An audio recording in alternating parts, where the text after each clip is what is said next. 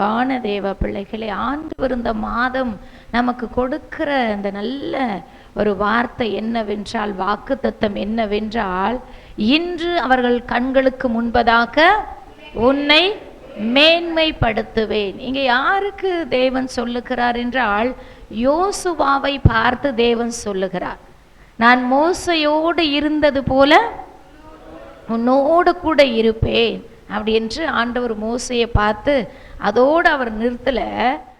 அதே போல நான் உன்னோடு இருந்து நான் உன்னை என்ன செய்ய போறேன், அந்த இஸ்ரவேல் ஜனங்களுக்கு முன்பதாக நான் உன் கூட இருக்கிறத அவர்கள் அறியும்படிக்கு நான் அவர்கள் கண் முன்பதாக உன்னை மேன்மைப்படுத்துவேன் என்று ஆண்டவர் இங்க வாக்குத்தத்தத்தை அழகா கொடுக்கிறார். இந்த மாதம் நம்மளையும் பார்த்து உங்களை பார்த்து ஆண்டவர் சொல்றாரு, உங்களுடைய சத்துருக்களுக்கு முன்பதாக, உங்களை சூழ்ந்திருக்கிறவர்களுக்கு முன்பதாக, உங்களை கூர்மையா பார்த்துட்டு இருக்கிறவங்களுக்கு முன்பதாக, உங்களுக்கு என்ன நேரிடும்னு பார்த்துட்டு இருக்கிறவங்களுக்கு முன்பதாக, நீங்க எப்ப அழிஞ்சு போவீங்க அப்படின்னு பார்த்துட்டு இருக்கிறவங்களுக்கு முன்பதாக, உங்களுக்கு ஏதாகிலும் ஒரு ஆபத்து வருமா என்று பார்த்திருக்கிறவர்களுக்கு முன்பதாக ஆண்டவர் என்ன செய்ய போறார் என்றால், நான் உங்களோடு இருக்கிறதை அவர்கள் அறியும்படியாய் நான் உங்களோடு இருந்து உங்களை நான் மேன்மைப்படுத்துவேன் என்றான்.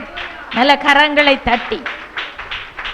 அப்ப அவர் மோசைக்கு மாத்திரம் தேவன் அல்ல, யோசுவாவுக்கு மாத்திரம் தேவன் அல்ல, அவர் நமக்கும் தேவனாய் இருக்கிறார். மோசையோடு இருந்த தேவன், யோசுவாவோடு இருந்த தேவன், இன்றைக்கும் அதே தேவன் தான் நம்மளோடு கூட இருக்கிறார். கொஞ்சம் கூட அவருடைய வல்லமை குறைந்து போகவே இல்லை. நம்ம விசுவாசம் தான் என்ன ஆயிடுச்சு, குறைஞ்சிச்சு. அன்னைக்கு மோசையை கொண்டு செய்த அற்புதத்தை இன்னைக்கும் அவரால் செய்ய முடியும். நம்மளை கொண்டு செய்ய முடியுமா, செய்ய முடியாதா? ஆனா மோசைக்குள்ள இருந்த விசுவாசம் இன்னைக்கு நமக்குள்ள இல்லை. யோசுவாவுக்குள்ள இருந்த விசுவாசம் இன்னைக்கு இல்லை. நீங்க யோசுவாவை எடுத்துக்கொள்ளும் பொழுது பாத்தீங்கன்னா, யோசுவா யுத்தத்துக்கு போகும் பொழுது யோசுவா என்ன சொல்றாருன்னா, சூரியனை பார்த்து அவர் என்ன சொல்றாரு, யுத்தம் முடிகிற வரையிலும் என்ன செய்யக்கூடாது, ஆமா ஒரே இடத்துல நில்லுன்னு அந்த யாரை பார்த்து சூரியனுக்கு கட்டளை இடுகிறார். நின்னுதான் இல்லையா, நின்னுச்சா இல்லையா? யோசுவாவும் நம்மளை போல ஒரு மனுஷன்தான். ஆனா யோசுவாவோடு கூட யார் இருந்தது? ஆமா தேவன் இருந்தா. எந்த தேவன் இருந்தான்? மோசையோடு இருந்த தேவன் யோசுவாவோடு கூட இருந்தார். இங்கே அவர் என்ன வாக்குத்தத்தம் கொடுக்கிறார் என்றால், இஸ்ரவேல் ஜனங்கள் அறியும்படி இன்றைக்கு அவர்கள் கண் முன்பதாக நான் உன்னை மேன்மைப்படுத்துவேன். ஆண்டவர் ஒரு மனிதனை எப்படி மேன்மைப்படுத்துகிறார் என்றால், சும்மா கொண்டு போய் மறைச்சி வச்சுலாம் மேன்மைப்படுத்த மாட்டார்.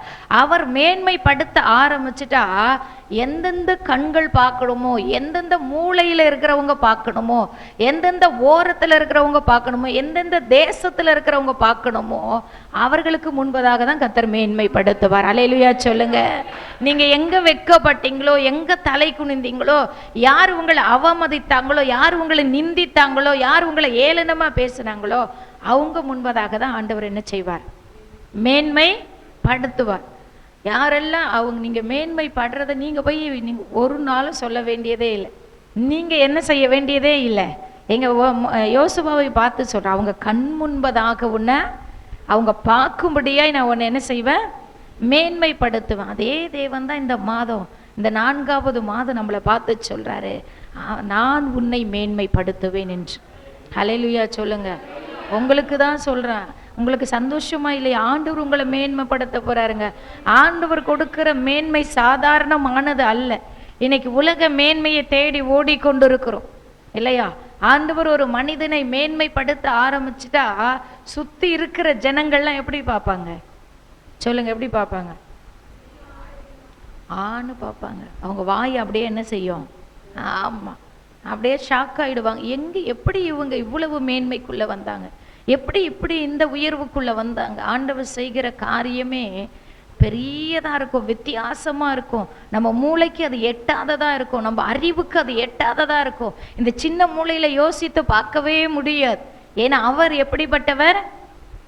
அனந்த ஞானம் படைத்தவர். என் பிள்ளை எப்படி உயர்த்தணும்? நம்ம எத்தனை முறை அழுது இருப்போம், யோசிச்சு பாருங்க.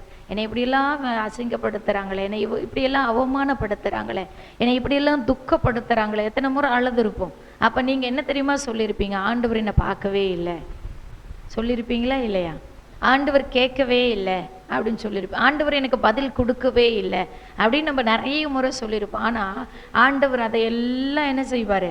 நம்மளை அவமானப்படுத்தினவங்க, துக்கப்படுத்தினவங்க, வேதனைப்படுத்தினவங்க, நம்மளை ஏளனமாக பேசினவங்க, பின்னாடி பேசினவங்க, நம்மளை ஒரு மாதிரி பேசினவங்க, நம்மளை தப்பாக பேசினவங்க, இவங்களுக்கு எல்லாம் என்ன செய்வார்?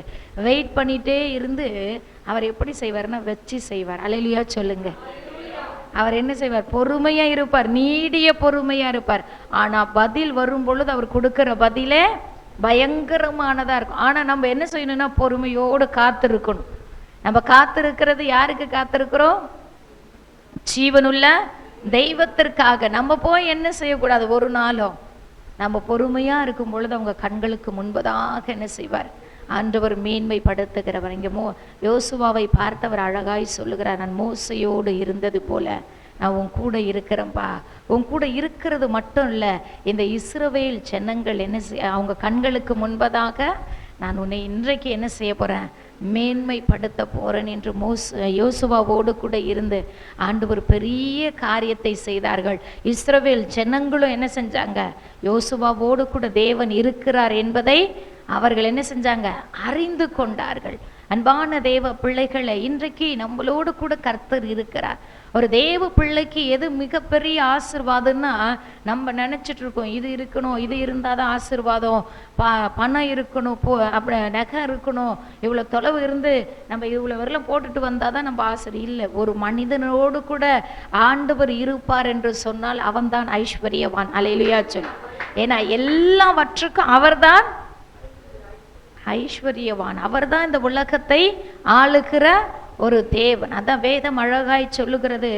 1 நாளாகமும் 29:12 ஒருவரை பலப்படுத்தவும் ஒருவரை மேன்மைப்படுத்தவும் என்னுடைய கரத்தினாலே ஆகும் என்று சொல்ல. ஒரு மனுஷனை நான் பலப்படுத்தவும் ஒரு மனுஷனை நான் மேன்மைப்படுத்தவும் என் கரத்தினாலதான் ஆகும். ஏன்னா அவருடைய கரம் எப்படிப்பட்டதுன்னா வல்லமை உள்ள கரம். எப்படிப்பட்ட கரம் சொல்லுங்க?